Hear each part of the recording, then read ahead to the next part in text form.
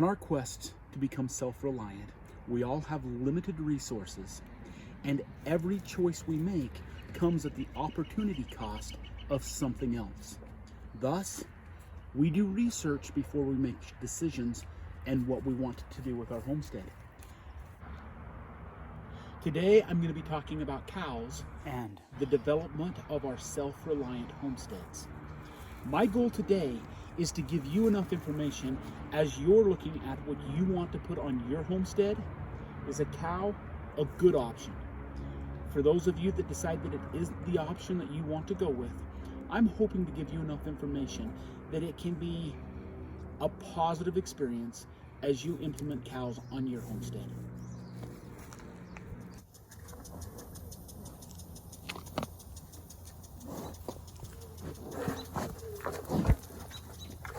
I grew up on a small acreage.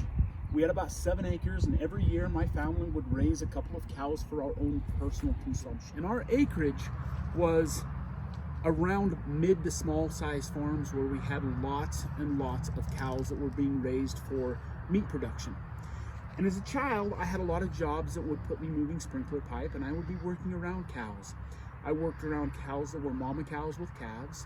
I even had times where I was working in a field with a bull, and many times when I was in there, the bull didn't even know I was there. I've had other experiences where the bulls have charged me.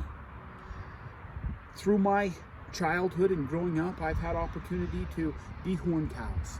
I've branded cows. I have castrated cows.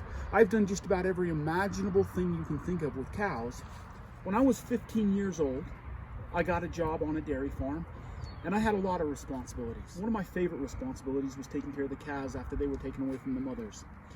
And I would bottle feed them, I would watch for sickness, and I would treat them. Later on in life, I actually got a job as a milker, where I milked on a dairy, where I would treat for mastitis, give other treatments. I would help pull calves when a cow was being born. Today, as we go through, I'm going to be telling you a little bit about what you need to do in preparations before you get cows. I'm going to tell you a little bit about, from my personal experience, what it's really like to be around a cow. And I'm going to tell you monetarily, what are the pros and cons? Is this financially worth it to get a cow for your homestead? And we'll talk a little bit about, once you get cows, how to be successful breeding cows, some of the ins and the outs there. Prior to getting a cow, there are a couple of things that you're going to need to make sure you do. And I can't emphasize this enough. The very first thing that I'm going to suggest, spend some time, some quality time with some cows. And I'm not talking about baby cows. A full-sized cow. Full-grown cow can be 1,200, 1,600 pounds. You get face-to-face with a cow for the first time, and it can be a little intimidating. And then when you have to get that cow to do something it doesn't want to do, that's when fear can set in. A cow can smell fear. Once they know that you're afraid, you have lost control. So I emphasize again, make sure you spend some actual quality time with cows before you bring one to a homestead. Another thing that would be extremely important, prior to bringing a cow to your homestead, you need to make sure you have a fence. Make sure it's fenced in well enough that your cows are not going to get out. Every cow, when you put it in the field for the first time, is going to test fences. One particular time when I had a cow, and I brought it to a field, and this is a field where we had raised several cows. This cow got out, and this was a pasture that had had cows before, and I spent 3 days trying to catch that cow. New home, new fence, and it got out. So I'm going to emphasize, make sure before you bring a cow into a pasture for the first time that you have a fence established, and it's a good fence, and that it's going to keep the cow. In addition to having fences, it's important to make sure you've got enough land. You're going to probably want about an acre of land per cow. That way you can either pasture them or grow enough hay that you can, for the most part, take care of them. Now, if you don't have a full acre of land per cow, it doesn't mean that you can't get cows. It just means you're going to be supplementing their feed. Now, having a shelter for cows, such as a barn, it's not necessary. You can raise a cow without having a shelter, but I can tell you there are a lot of reasons to have it. You got the cow to think about, the warmth of the cow, the safety of the cow, the protection of the cow. If a cow's going to have a calf, it's nice to have there for that. In addition to that, think about milking. You really want to go out in the middle of the winter and milk a cow when it's 40 below, when it's raining, because you're going to be milking every day, twice a day, come rain or shine or snow. So, monetarily, the question is it worth it to buy a cow for your homestead? Is it worth taking the initial setup cost, the cost of purchasing the cow, the cost of the land, the fence, and then on top of that, $120 a month to feed a cow, to take care of it? And for me and my wife, the answer is yes, it is. Let's take a look at some numbers. Now, to buy a cow, her mom, I bought her mom for $1,000, and we've had a calf out of her. You've got the expensive land, fencing, but if you ignore all of the original upfront costs of getting cows, and you go just to the monthly costs, the maintenance, the variable costs, or the continuing costs that go with it, it's going to cost you about $3 a day to feed a cow. And yes, that is less than if you were on a dairy. When I worked in the dairies, they gave them extremely high production food because they wanted high production. They probably spent $6 a day per cow to feed the cows. I don't have to have the same kind of production. In a dairy, they're getting their cows to average 7-8 gallons of milk a day. And that, I mean, a cow, once it has a calf, it's going to have milk for the next 10 months. In that time period, right after it has the calf, it's going to have its heaviest production, and during those days, you might get 10-14 gallons of milk a day. But on average, over the duration of that 10 months, you're going to average about 7-8 gallons of milk a day. Now, I won't get that, and it wouldn't matter what breed of cow I have. If I don't feed the high production food, I won't get it. But for me, as I run numbers, it's about $3 a day per cow that it costs me to feed the hay and the grain, and to do that. So you ask yourself, is it worth it? And in addition to those costs, you're going to have the costs of veterinary expenses. Every cow has to be vaccinated. Legally, you have to vaccinate a cow. I have to give it the Bain shot before she's 18 months of age, or I can't breed her. And I can't have milk if I don't breed her. If she doesn't have a baby, she's not going to produce a calf for me, and she's not going to produce milk. So you've got veterinary costs. And then I've got the cost, not just $3 to have a cow, but if I want to have babies, I need to have a boy cow also. So I've got to have 2 cows. Or if I choose to just have 1 cow, then I'm going to have to pay for artificial insemination. Either way, you start taking a look at expenses. I typically say budget about $20 a month in veterinarian care. If you take $3 a day in feed, $20 a month, you're looking $100, $120 a month in feed. Is it worth it?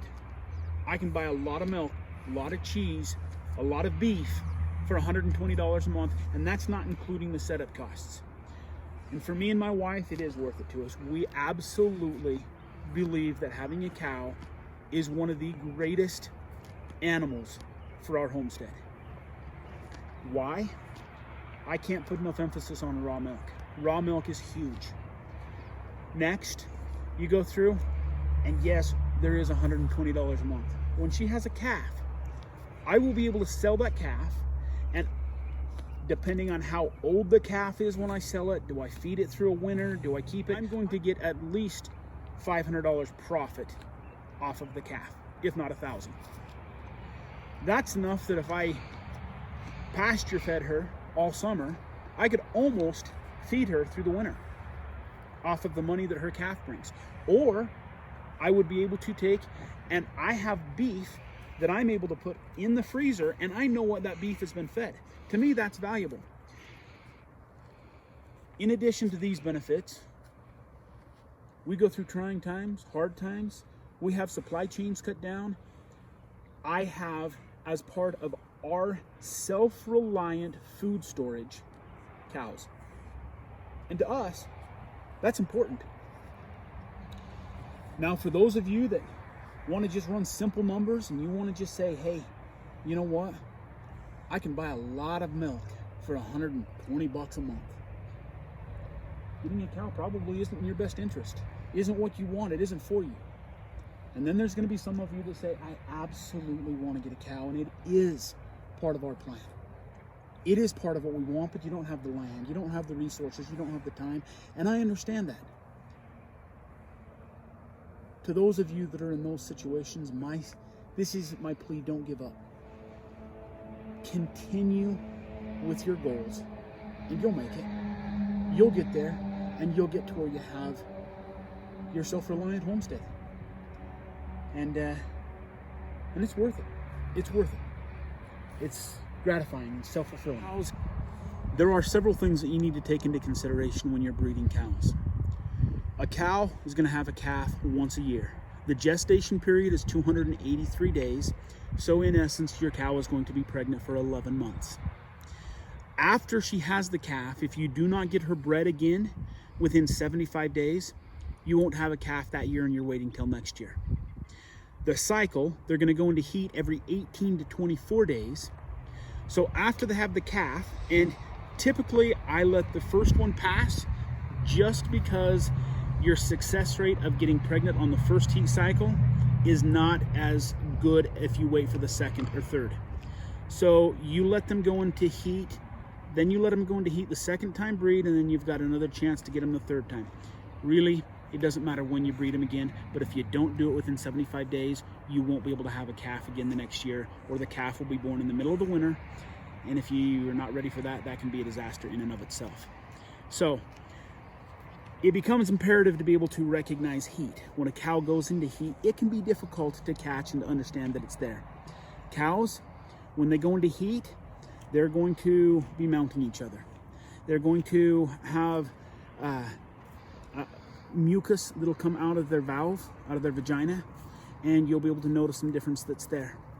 And you need to be able to learn to identify, and I could go into a whole nother segment about that, so I'm not going to put a lot of attention onto detecting heat right now, but it is something you'll want to learn and get to where you understand and you know and recognize within your cow, so that you don't miss the heat cycle when it comes into, or you're feeding a cow for a year without a calf. Now, when you're breeding cows, there are any number of problems that could actually occur. A cow can go through breech. You can have a cow born backwards.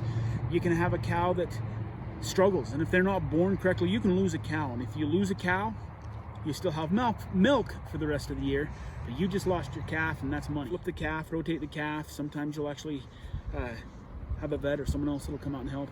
Something you'll want to become familiar with, and something you want to do more research on. Cows aren't the only option to have for milk. I love cows and I love cow milk, but you know that you can get a goat and you can get milk there. A Nubian goat's going to give you a gallon of milk, and the benefit of getting the goat over the cow is you have a much smaller animal, much easier to handle. There are some benefits to goats. To me, I have chose to go with miniature cows. It's still cow milk. They're smaller animals. I'm going to still be able to get 2 gallons of milk a day, which is more than what I'm going to get from a goat. And I get beef. I get beef to eat as a byproduct. So I've really grown to like Dexter cows, miniature Hereford cows. Miniature Jerseys are fairly popular out there. Those are some of the ones that I would recommend taking a look at if you're looking at a small farm, a homestead for yourself. Bigger cows can be a little more intimidating and a little bit more difficult to handle also. A cow's a cow, and I encourage any cow that you can get. I have just grown to love the miniature cows. This is actually a calf that's replacing its mama. We owned the mama to her, and that's just one of the calves that's now coming up, and it's going to be our milk cow. But so she was actually born here on the farm. I've grown to really like the miniature cows. If you take a look at her size, now this cow right here, she's actually a year old. That's small for a cow, but she doesn't get anywhere but half the size of a regular cow. Extremely gentle, extremely easy to work with, and when it comes time to milking them, it gives me more than enough milk that I'll need, and so I've grown to really like the miniature cows.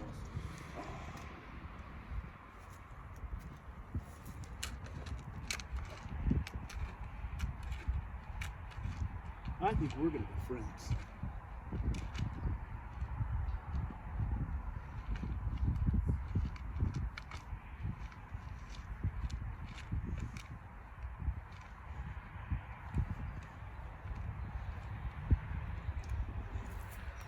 This size of cow is not intimidating at all.